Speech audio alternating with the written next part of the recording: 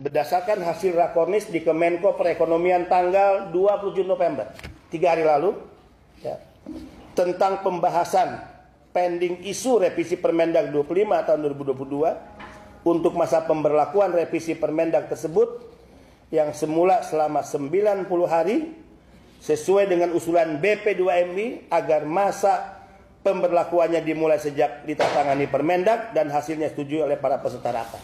Jadi bayangkan, saudara-saudara, dalam rapat tanggal 27 itu masih ada wacana jika Permendag yang baru ini ditandatangani hari ini, pemberlakuannya 3 bulan kemudian. Bayangkan itu.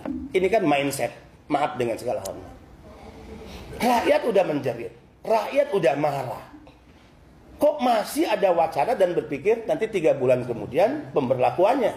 Untuk apa? Agar kita sosialisasi dulu. Sosialisasi opo? Hanya untuk SPJ, orang berangkat ke sana ke sini menggunakan dana perjalanan. Maaf dengan segala hormat. Ya. Kita ini dunia udah canggih, sosialisasi lewat berbagai platform media sosial bisa secara masif dilakukan. Konferensi pers bersama, disiarkan televisi, bisa, itu sosialisasi. Sehingga BP2MI kemarin menolak ya pemberlakuan 90 hari atau 3 bulan setelah ditandatangani. BP2MI mendesak sejak ditandatangani ya peraturan Menteri Perdagangan, maka sejak itu dinyatakan berlaku. Dan apa yang diusulkan oleh BP2MI akhirnya disetujui. Ya. Makanya saya selalu ajarkan staf-staf saya, kalau dalam forum-forum begitu berani, dignity lembaga tunjukkan. Itu. Teman-teman saya, jangan jadi pengekor, jangan cuma follower, jangan jadi pendengar. Ya, kita punya keyakinan atas cita-cita perjuangan. Ya udah, perjuangkan itu dalam forum apapun. Harus menjadi pemberani. 10. Pada waktu yang sama saat ini pemerintah juga sedang melakukan finalisasi rancangan PMK, Peraturan Menteri Keuangan yang tadi menjadi usulan kita juga, yang mengatur tentang pembebasan biaya masuk barang kiriman PMI yang diharapkan pekan depan sudah mulai berproses harmonisasinya. Pekan depan baru berproses harmonisasi. Harmonisasi itu kan kumpul lagi. Ya, yang ngelidnya Kemenkumham ya.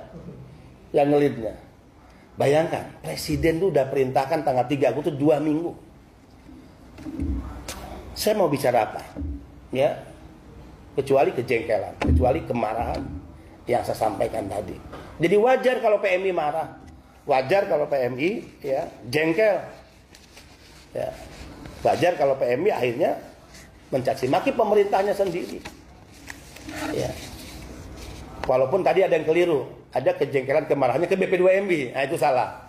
Ya, padahal BP2MI pihak yang memperjuangkan apa yang menjadi dan disuarakan oleh para pekerja migran Indonesia. Terkait hal-hal di atas, BP2MI menyampaikan hal-hal penting lainnya.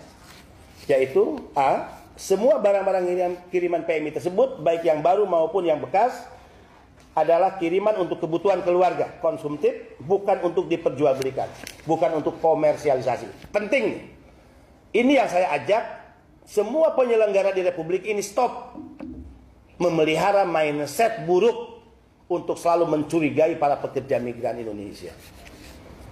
Dan BP2MI sudah menyatakan sejak awal, siapa yang mencurigai dengan kecurigaan buruk pada PMI, bahkan memberikan perlakuan-perlakuan tidak hormat kepada PMI, maka saya Benny Ramdhani dan BP2MI akan bersama-sama para pekerja migran Indonesia.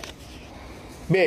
Mendesak untuk mempercepat proses kepabeanan barang-barang kiriman PMI di kedua pelabuhan tersebut agar diberlakukan peraturan yang berlaku sesuai ketentuan, supaya barang-barang PMI di dalam gudang penimbunan sementara ya tidak cepat rusak dan tidak menambah biaya yang tinggi bagi perusahaan jasa titipan.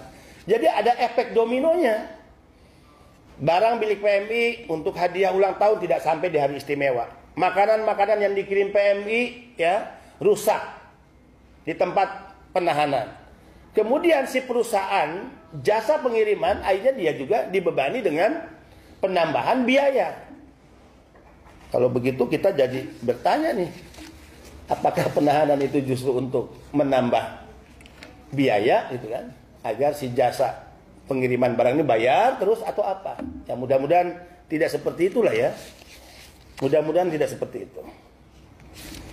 Kemudian C, BP2MI mendesak agar aturan baru baik revisi Permendak maupun PMK tersebut dapat segera dikeluarkan agar ada kepastian hukum sekaligus sebagai bentuk penghargaan kepada para pekerja migran Indonesia, para pahlawan devisa kami, pahlawan devisa kita.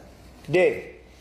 Tentu kami juga memberikan apresiasi dan menyampaikan penghargaan setinggi-tingginya kepada pihak-pihak dari kementerian lembaga yang dalam setiap pembahasan sangat sungguh. Penghargaan ini diberikan kepada mereka yang betul-betul serius dan sungguh-sungguh. Tentu dengan harapan, sekali lagi, mudah-mudahan segera keluar peraturan ini agar segera barang-barang milik pekerja migran Indonesia dikeluarkan dari tempat-tempat penampungan atau penahanan di pelabuhan yang ada di Semarang. Demikian kami sampaikan keterangan pers pada hari ini. Saya ingin sampaikan kepada para pekerja migran Indonesia tetap berjuang, ya. Jangan lelah, jangan patah semangat, tetap suarakan kebenaran, berani speak up.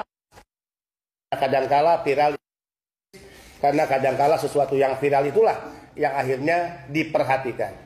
Jangan takut untuk bicara, jangan takut untuk menyuarakan kebenaran, jangan takut untuk menuntut hak-hak kita sebagai warga negara. Jangan takut untuk melakukan kritik dan protes kepada siapapun jika ada oknum-oknum brengsek yang selama ini merendahkan kita, merendahkan para pekerja migran. Viralkan, suarakan melalui media sosial. Ya, BP2MI bersama kalian, pekerja migran Indonesia. Terima kasih, salam sehat dan tetap semangat. Salam merah putih bendera kita bersama. Wallahul muwaffiq. Assalamualaikum warahmatullahi wabarakatuh.